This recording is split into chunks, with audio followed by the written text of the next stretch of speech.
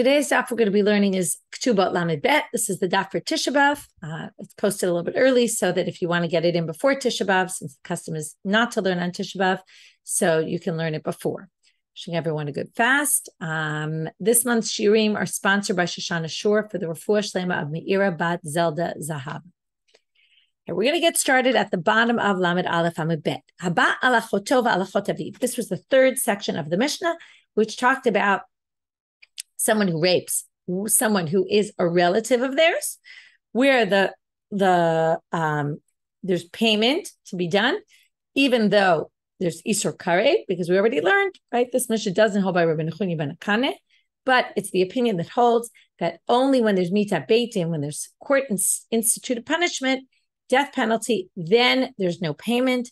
But if it's Karet, there is payment. So you still have to pay the knas. That contradicts the following Mishnah in Masechet Makot. Eluhen halokim. These are the people that get lashes. Haba alachotov, alachot aviv, alachot imov, alachot ishtov, al esh dachiv, al esh dachi aviv, al anida. These are all people that if a man sleeps with one of these women, he gets lashes. Now here, this seems to include any kind of, right, whether he raped her, whether, right, it doesn't matter, he's going to get lashes. Now, V'kaimalan, the Gemara says, how do we know these contradict? Maybe our Mishnah is talking about the knas payment, and that Mishnah is talking about the punishment of the lashes. But kaimalan de'eno lokeh u'mishalem. It's a given that you don't get two punishments, as we learned before. You don't get, right, until now we've been talking about death penalty and monetary payment, but you also don't get both lashes and payment. So we're going to have two answers to this question. First one we're going to deal with for a while today, and then on Amud Bet, we're going to get to the second answer. We have Ula and Rabbi Yochanan. Ula's, and the real difference between them is a real central difference, which is when you have lashes and monetary payment, which one gets overridden? Right? I'll ask you that question. You can think about it. What's worse? Would you rather get lashes and not have to pay money? Or would you rather have to pay money? First of all, it might depend on your financial situation. Right? Like people like to get out of jail on bail. You know, nobody wants to sit in jail. Happy to just pay your way out. Not everybody can pay their way out, though. Maybe they'd rather just get lashes and move on. So this is going to be the debate between Ula and Rabbi Yochanan. It's going to affect their ability to resolve this contradiction. Amar Ula, lo kasha, kam ba'achoto na'ara, kam ba'achoto bogeret. If it's your sister who's a na'ara, then she's in the context of getting knas. Remember we said only if you're a na'ara do you get knas. That's why you pay money. And you don't get the lashes because we're going to see in a minute, according to him, the money overrides the lashes. But the Mishnah that talked about lashes was talking about achoto bogeret. If his sister was already older, and let's say he rapes her, then he doesn't have to pay because she's not a na'ara. It only goes to a na'ara.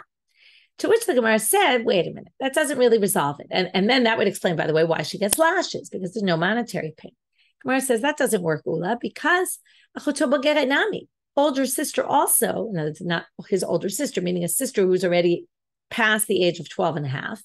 Ha'ika boshet upgam. There's two other issues, monetary payments he needs to make, and that's that he has to pay for her embarrassment, and he has to pay for the pgam because he took a woman who was a virgin and he turned her into a non-virgin. There's payments for that kind of thing. To which the Gemara says, and you're not going to like this line, I promise, but again, has to be understood in the historical context of what their perception was of people in those days with mental retardation, right? Mental disabilities. Bishote. It must be talking about a shote, again, which is a shota, a woman who is not of sound mind, okay, seems to have mental disabilities. She doesn't get boshet and pagam. Now, why? The assumption is, again, one could definitely argue with this, but I assume they viewed it this way in those days, which is they don't get embarrassed, okay, maybe because their whole, right, I don't want to say this, but Rashi says, again, these are difficult lines, but right, Rashi says, Ein la boshet. She doesn't have embarrassment, right? She doesn't get embarrassed by anything. And pgam, right, she doesn't get pain, like it's not embarrassment to her, this whole thing, okay? So in general, right, this, if you had an achoto, so now, by the way, it already really limits the Mishnah. If it were a rape case, it would be, she was already beyond the age where she gets the knas, the fine, the penalty, right? There's this fine you pay. In addition, she doesn't have the boshet upgam. In other words, we basically have to neutralize any sort of monetary payment. As soon as there's monetary payment, the assumption of ula is that overrides the lashes. To which the Gemara says, Va'ika tzara, but there's still the pain he caused her, and that she would get anyway. To which they say, B'mifuta. A mifuta doesn't get sa'al. Okay, that's going to come up later in the Mishnah. She doesn't get sa'al because she brought it upon herself. She was seduced. She agreed to it. She was willing. Okay, and right, so therefore we get rid of the monetary payments because we're talking about a woman who was seduced and then she wouldn't get it. And the other thing is, what about the boshet and pgam? The woman was seduced. Actually, the father gets boshet and pgam, but here when we're talking about a bogeret, once she's beyond the age of 12 and a half, she's no longer in the domain of her father, so he doesn't get the boshet and pgam either, and she doesn't get it because she was willing. Hashadati lahachi, to which the Gemara says, if already you're going to go that far and say we're talking about a case where the father's not in the picture, so there's no boshet and pgam, there's no tza'al because it's a mefutan, she doesn't get payment for tza'al, and there's no knas because, again, she was willing here, and the father's not around to pay the knas, the penalty. Well, afilu tem achotona ara b'yitoma mefuta. You could come up with a case where she's also out of the domain of her father because her father's dead. She's an orphan. If you have a woman who's younger, she's a na'ara, but an orphan, and it's mefuta where she went into it willingly, then you wouldn't have the payments either, and then he would just get lashes because it's his sister. Okay. So what basically we've done with ula is we've tried to say the case in our Mishnah is a regular case, na'ara, right? And he just doesn't get the lashes. But when he gets the lashes, it must be because there is no monetary payment, and we've had to come up with a unique case where there would be no monetary payments at all. To which the Gemara points out, which I already told you, Alma kasavar ula. It's clear that ula holds kol hechadi kamamon umalkot.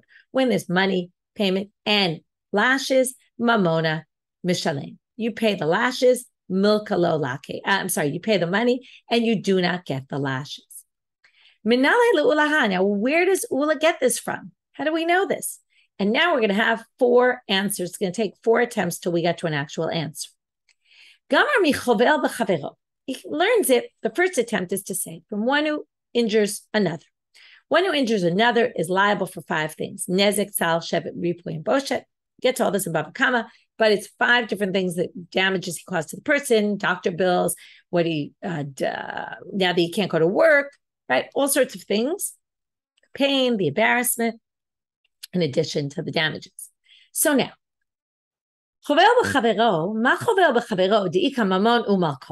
now, theoretically, not just do you have to pay money, but you also should really theoretically get lashes for it. Okay, why do you get lashes? Because we're going to learn this from a different pasuk. Doesn't say it in the Gemara, but Rashi explains.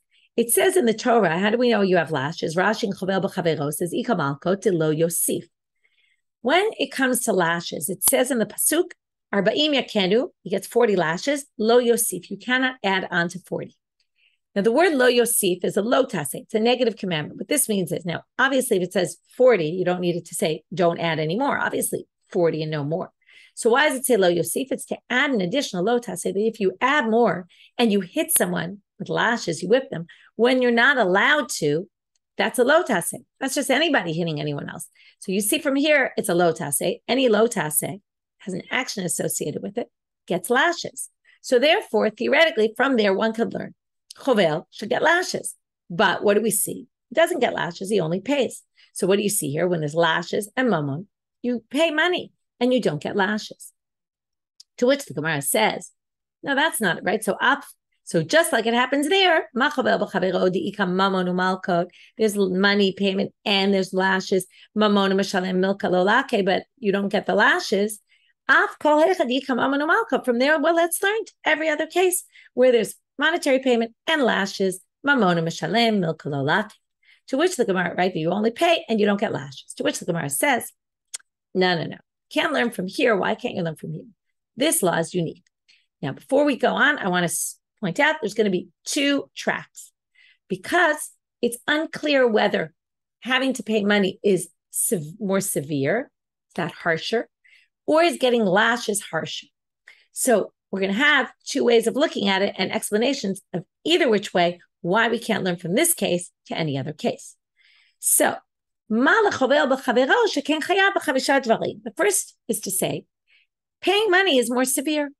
And why does the chovel b'chavero have to pay money and not lashes? Because his law is unique. Only in his case. Because in his case, you're liable 5 different monetary payments. That doesn't appear anywhere else, that you have 5 different monetary payments. That means this is a law that's taken very seriously by the Torah. And that's why you'd have to pay and not get lashes.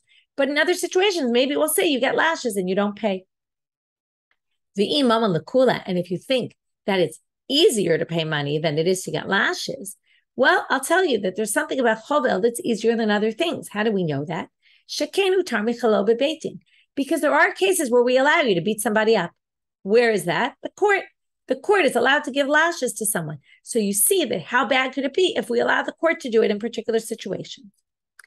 So that attempt fails. Let's learn it from edim zomimim. Again, edim zomimim is 2 witnesses come forward and lie about someone. In this case, it's going to be they testify that someone's supposed to pay money and they were lying. How do we know if they were lying? Because 2 witnesses come and said, you were with us on that day at that time, and there's no way you could know this testimony. So what about edim zomimim? Well, what's the punishment for edim zomimim? They have to get the punishment that they tried to do to someone else. They pay money in this case. They don't get lashes. Now, we're going to see there's 2 psukim associated with edim zomimim. One is kasher zamam lasol achiv, and one is lo ta'aneh b'reach hayit shaker. Lo ta'aneh b'reach hayit shaker means do not swear falsely under oath, right? In a court. Now, right, don't testify falsely. That's a lo taseh. Lo taseh says get lashes. So the Gemara is going to say, again, edim zomimim di'ika mamon u'malkot. There's both payment and lashes. Mamon u'mishalei milka lo lake, but the halacha is you don't get the lashes. Af kol echad di'ika mamon u'malkot, mamon u'mishalei milka lo lake. Likewise, must be any other case where there's mammon and lashes, you pay money and you don't get lashes. To which the Gemara rejects on 2 accounts. Number 1, again, we're going to have if you think lashes are more severe or if you think money is more severe, right? So if you think paying money is worse, well, we're going to say, edim zomim is a more severe halacha than anyone else because in order to get lashes, you need to be warned before. Do you know that if you do this, you'll get lashes? If you're not warned, you're not liable. Edim zomimim are liable even if they don't get warned. Okay, so that means it's more strict. That's why we're going to make you pay money and not get the lashes, assuming we think that paying money is more severe.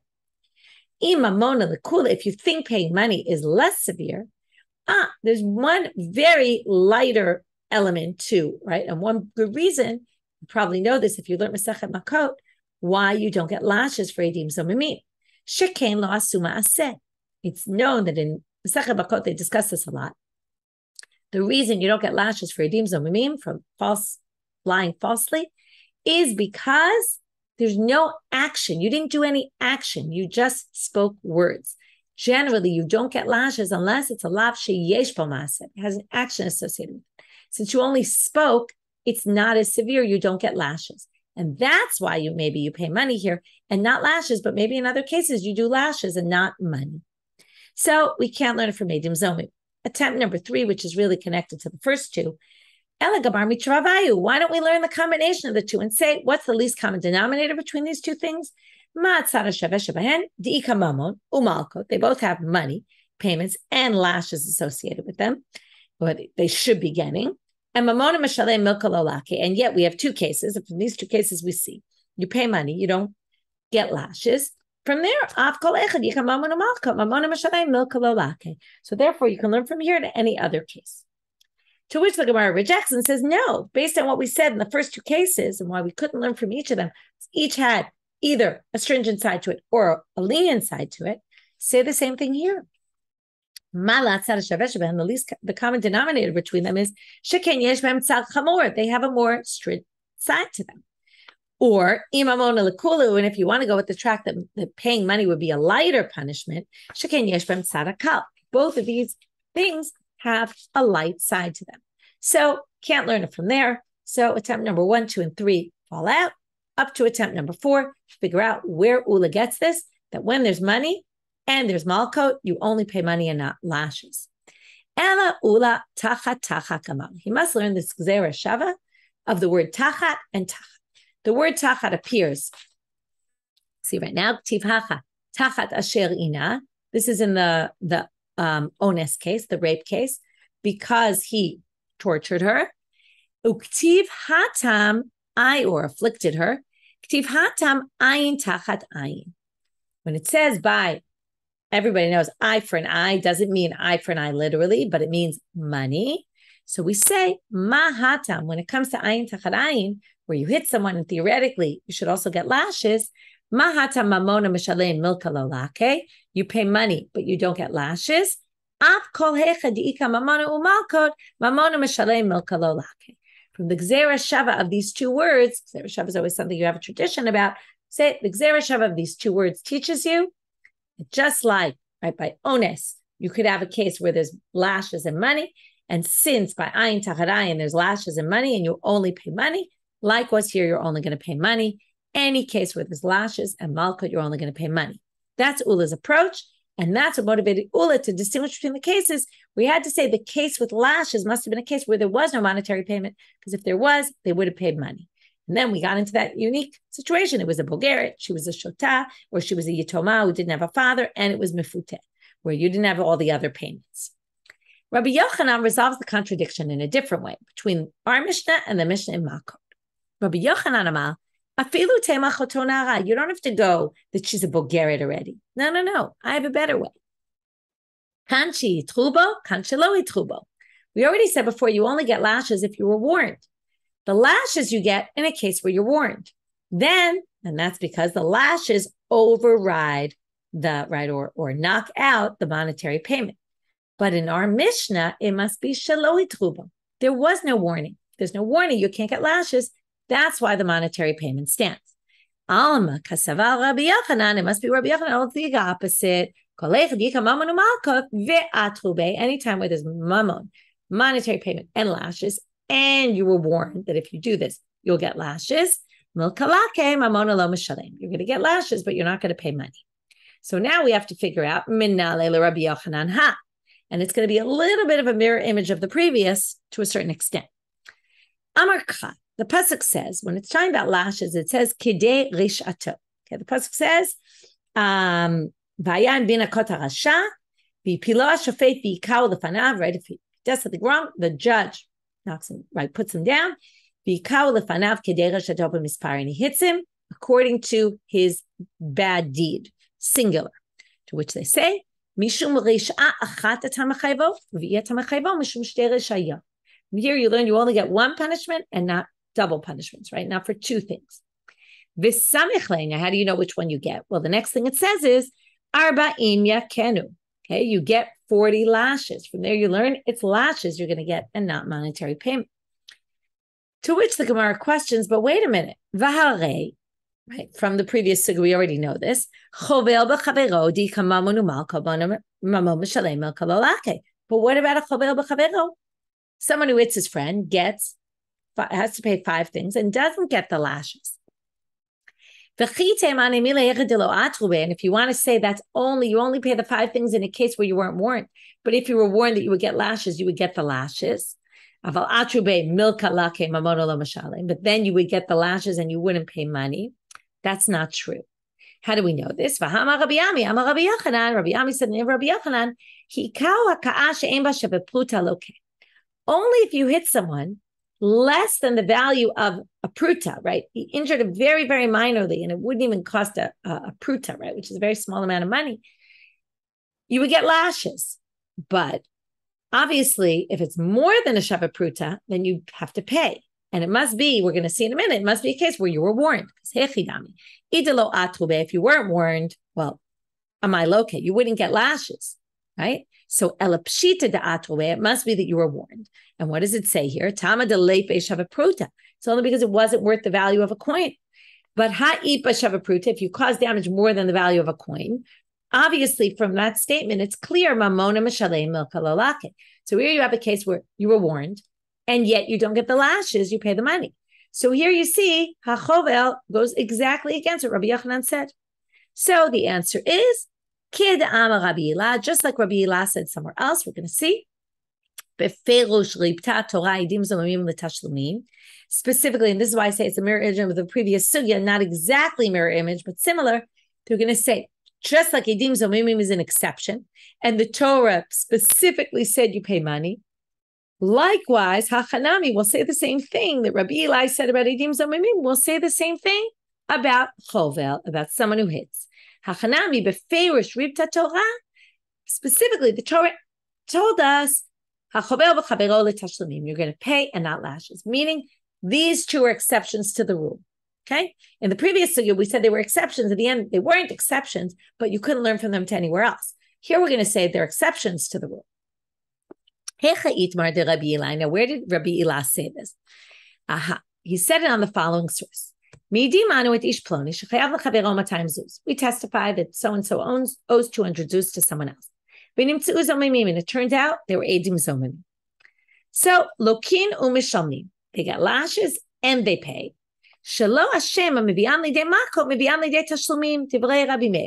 not what we hold. It's not what we've said until now. Rabbi Meir thinks Lokin u'mishalmim. This is a new opinion.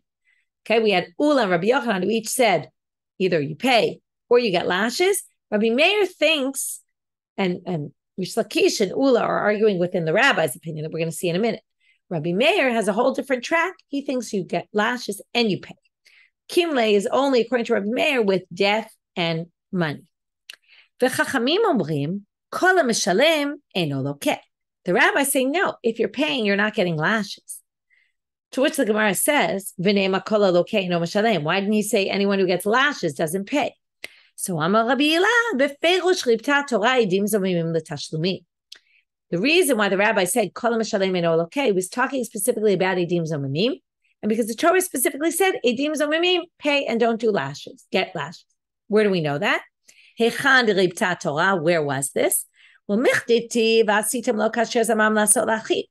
says, right, you're supposed to do what he tried to do to his friend, to his brother. Yad biyad lamali. So then after it says you're supposed to get the punishment, 2 psukim later it says, below tachos incha, don't have any pity on this person who tried to do something to somebody else. Nefesh b'nefesh, if you tried to take a soul, take a soul. If you tried to ayin b'ayin, take his eye. Tried to take out his tooth, shem b'shem. Yad b'yad, if you tried to take his hand, regel b'regel, foot by foot. So now, right, if you tried to take his foot, take away his foot. Now, why did I have to say all this? And specifically, what do we learn from this yad b'yad? Hand to hand. So what did they learn from here? Yad b'yad lamali, davar hanitan miyad liyad. It comes to teach you something that's given from hand to hand. Umayni, what is that? Mamon. What it's teaching you is the punishment, kasher zamam lasot lachiv, is money. That if there's money in lashes, you're going to pay money. So now, where did the Torah specifically say by one who hits a friend that you have to pay money? It says there, whatever he did, that will be done to him. This is the ayin tacharayin pasuk. And then it says, Ken yinaten bo lamali. Right? It says, okay, let me read the whole psukim. Okay, this is Vayikra chapter 24, verse 19 and 20. If somebody injures somebody else,